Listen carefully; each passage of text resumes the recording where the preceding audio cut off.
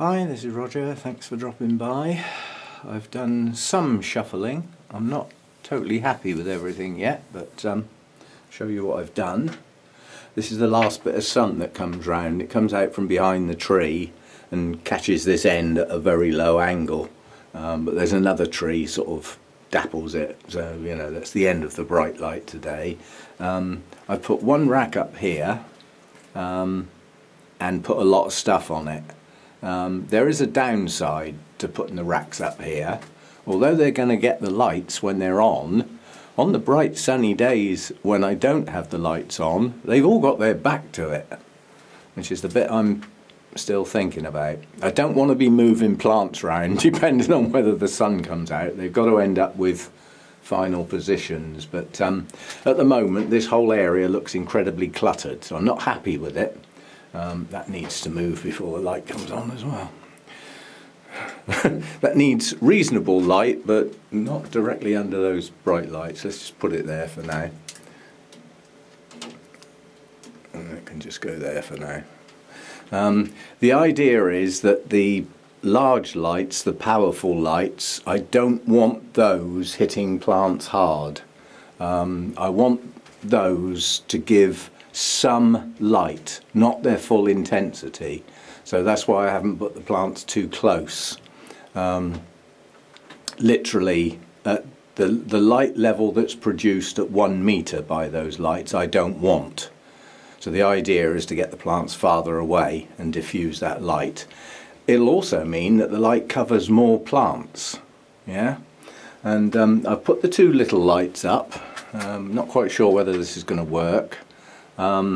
They, at a meter distance, they've actually got quite a low light level, you know, sort of down at the, not perhaps quite as low as Phalaenopsis, but quite low light levels at a meter. So I've put these up a little bit closer than a meter to intensify the light a bit. But unfortunately the downside with these lights is they are a 45-degree angle rather than a 90, so they've got quite a narrow beam, but they give good light in that beam. So I've tried to get a relatively even balance of plants so that they're all roughly the same height. And I've put my three of the 6 seedling dendrobiums directly under that light. So they're the ones that are going to get the light. The others are tucked away somewhere else where they won't get it. So that's the idea of a sort of a little bit of science, but it's not that scientific really. And the other light I've put up there, and I've selected a few plants. There's quite a few growing on kikis in there. There's my rescue cattleyas that are roughly the right height. This cattleya is roughly the right height. I've put an oncidium up there. So there's an assortment there. There's some dendrobiums, an oncidium, and some cattleyas. And let's see what the light does for those. Distance away from the light is about 2 feet. So quite a bit less than the meter, so the light on those should be quite good. As I said, I haven't finished shuffling around yet. I've still got some thinking to do. But you have to bear in mind the last winter, where the brightest light is needed for my resting dendrobiums, and quite a few of the other plants as well do better with brightest light in the winter because of the short days. They did fine without any lights, and they did fine because they were near the glass at that end. Yeah? So I've still got that to bear in mind. They did okay. My resting dendrobiums bloomed well without any artificial lights. So there are some that can go behind this rack on the wires right up near the glass. Plus the far end of this rack is right up against the glass. Yeah? So I've still got some shuffling around to do, and quite honestly the light's not going to get to these Vandas very well at the moment, but what I can do is slide them this way so that they're closer to the lights. They'll take the light closer in, so I'm okay with those. I haven't moved them yet. I've just, as I say, I've had enough today. Fiddling about with wires and plugs and light sockets is not my idea of fun. Small screwdrivers and fiddly bits and trying to cut wires, you know, to get the plastic coating off the wire wire without actually cutting the wire bit inside. I just find that a faff. But I've done everything I need to do. I thought about having the lights on a timer, and then I thought about the fact that the timer has got to control 4 lights, so somehow power has got to get to 4 lights when I've only got 1 timer. So at the moment I've disregarded the timer idea, and the lights are on manual, because the number of days when I'm not here to turn them on and off are very low. And there were no lights in previous years. You see what I'm getting at? So, you know, the need for the timer, at the moment I don't see the need, because basically what I'd have to do is set the timer up in a power socket and feed something like this, so that I could plug the lights in separately. But at the moment the lights have all got their own plug, and they can be turned on and off separately by me manually.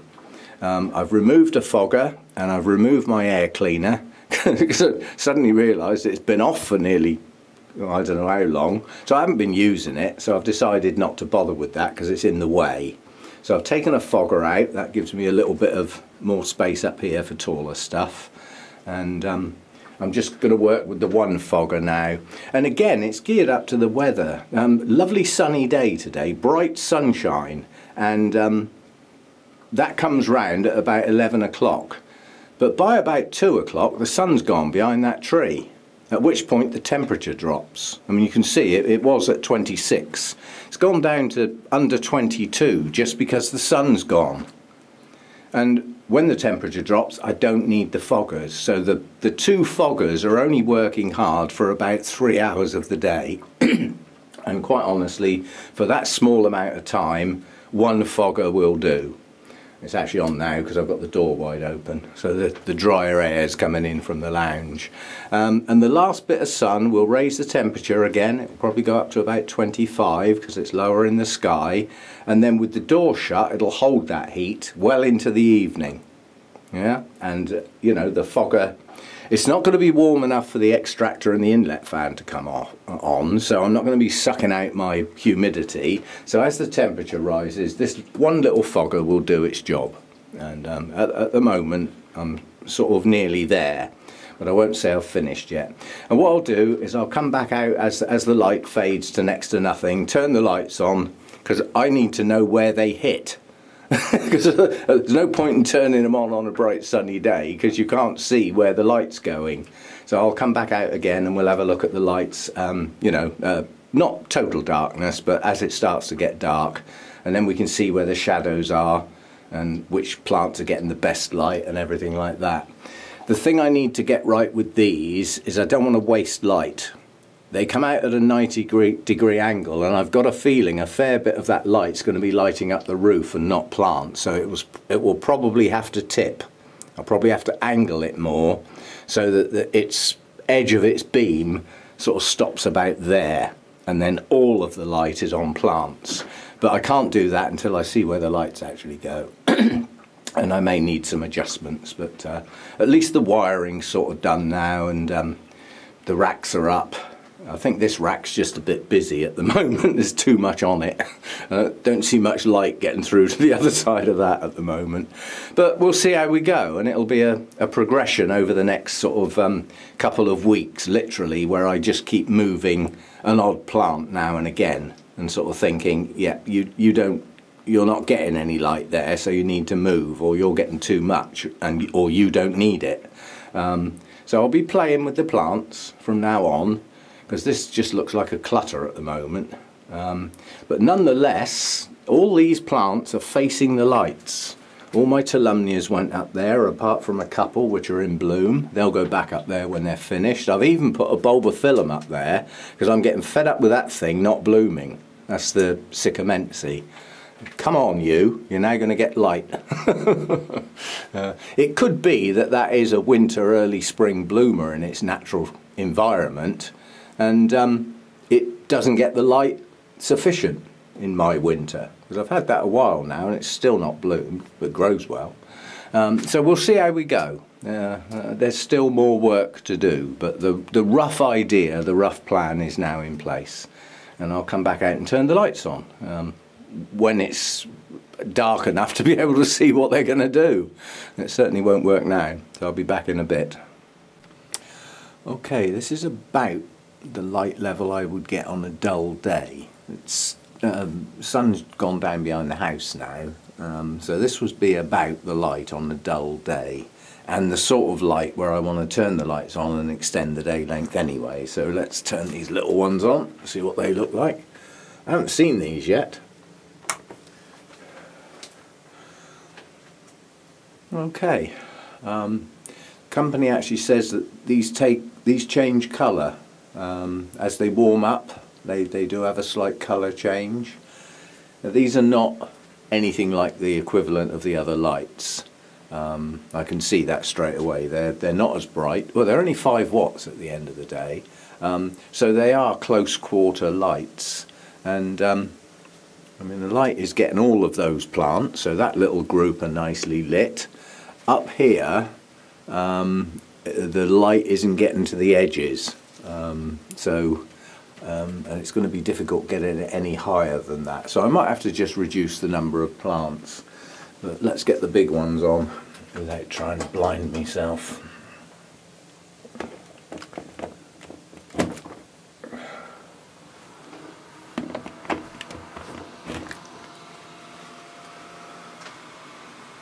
Okay. Yeah, so now I can see where the lights actually get to, the large ones I mean. They're actually getting in under there, which I'm surprised at. They're not getting right down on the bottom shelf, but then I've got an awful lot in the way, so that's fair enough. This area here is quite well lit up. That's not bad at all. The Vandas, they'll slide along here, so they'll be able to get closer to the light. I mean, these can just move along. They just slide along where they are. That'll bring them into better light, which is good. So I'll get that done later. Obviously the plants at the back on the end of this rack here are not getting any light at all, but they're the ones next to the glass. They're the ones that were okay last year. That's lit up well. That's lit up quite well. This isn't bad. This is quite good. This large dendrobium's in the way a lot of the mounts. I'll have to do something about that one. And these have got some light, albeit coming in from the sides. This area here is quite well lit up. Yeah, it's not bad. As I said, all I'm after is extending the day length, and as opposed to what would now be getting dark and complete darkness, there's some light to carry on for an hour or so. So I think this is going to work. I've got some plants to move, that's blatantly obvious, but not bad. And as I say, these little lights aren't doing bad. Given their very, very low wattage, quite honestly, the value for money would be for me to go for the big one. The cost of the small ones, you'd get 3 or 4 for the same price as one of the large lights, but you'd cover an awful lot more plants with one of the larger ones than you would 3 or 4 of the smaller ones. So but nonetheless, the large ones have got a fan. So if you were growing indoors, you'd have a noise level that you'd have to accept if you went for the larger lights, whereas the smaller ones are self-cooling. They're sort of surrounded by this sort of metal shield, which is quite warm to the touch, but there's obviously no noise because there's no fan. So you know, a row of those would look quite nice indoors with a decent holder, not a cheap one like I got. Yeah. Anyway, that's the lights on. Still some shuffling to do, but in principle I'm getting there, and they can stay on now. They can have an hour as it gets dark. They were down well below 11 hours now, so give them an hour, then they can turn off. And but on a dull day, I think I'm quite happy to turn them on all day. So we'll see how it goes. Anyway, I mean, that's quite honestly, looking at the screen on the camera, that looks like it's being lit up by the sunshine. You know, the actual light that's produced is quite nice. It's pleasing to the eye, you know, which for me is a bonus, because I must admit I really don't like that purple glow on camera. You know, it's different, you know, in the real effect of the normal red and blue LEDs is fine for the plants, but I personally just don't like the look of it. Looks like you're in a disco. Anyway, that's the job done partly. The lights are in place, they can stay where they are. I've just got to move the plants around a bit more to get them where I want, so nearly there now.